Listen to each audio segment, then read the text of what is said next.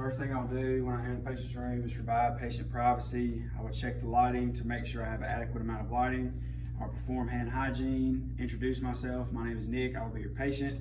I'll identify my patient by looking at their wristband and getting them to tell me their name and date of birth. I will also ask for a day and a year so I can check their orientation level. I will then explain to the patient I'm doing a physical assessment. I will ask the patient if he has any pain from 0 to 10, 10 being the highest. I will check the patient's affective mood. Affective mood is positive. Patient shows no signs of distress. Then I'll ask the patient to walk to the bathroom so I can assess their gait. When the patient returns, I'll see if they were able to follow my commands. And then I will check the patient's hygiene. The patient's hair is upkept. The patient is dressed accordingly. I will then dim the lights, check the pupil reflex of the patient. Then I will cut the lights back up to the adequate amount of lighting. I will then assess the skin of the patient. I will check for any bruising or erythema. I will palpate for edema. Skin is pink, dry, warm. Cap refill is under 3 seconds.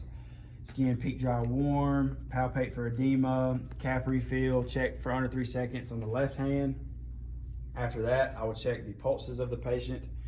I will check the right carotid pulse, left carotid pulse, the right brachial pulse, left brachial pulse. I would check the left radial pulse on the thumb side of the patient's hand, right radial pulse. I will then check under the knees for the popliteal pulse.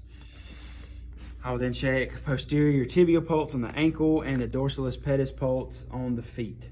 I will then check cap refill for under 3 seconds in the toenails. After that, I will also take lung sounds of the patient. I check right upper lung, left upper lung,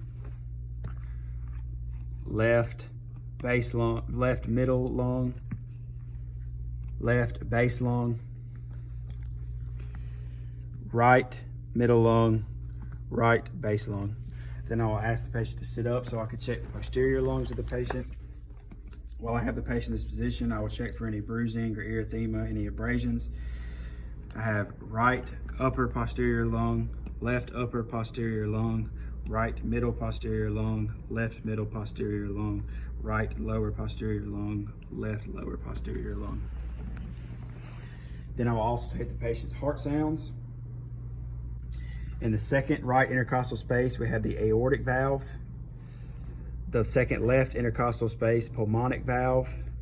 The left third intercostal space, the Erb's point. Fourth left intercostal space is the tricuspid valve. Fifth left intercostal space is the mitral valve. While I'm here, I'll listen to the apical pulse for 60 seconds and document its rate and rhythm. Okay. Then I will assess the patient's abdomen. First, I will check to see if it is swollen or shows any bulging, if it's distended at all. After that, I will listen to all 4 quadrants of the patient's abdomen. Right upper quadrant, left upper quadrant, left lower quadrant, right lower quadrant. When I'm done with that, I will palpate the patient's abdomen for any pain or tenderness in all 4 quadrants.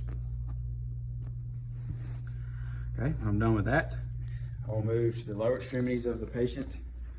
I will check the legs, palpate for edema, check for any bruising, erythema. Skin is pink, dry, warm in both legs.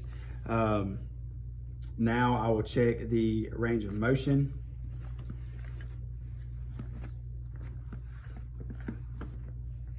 We'll go back up to the upper extremities and check the range of motion.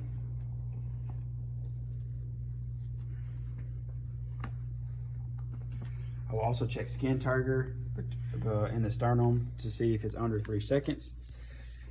After that, I will check the strength of the patient. I would get the patient to squeeze my hand so I could assess their strength.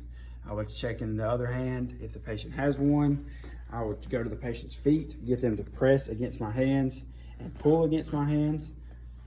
After I'm assessing strength, I will check sensory detail. I got a sharp end and a point end. I'll do sharp, dull, dull, sharp. And then I would document correctly, and that is my physical assessment.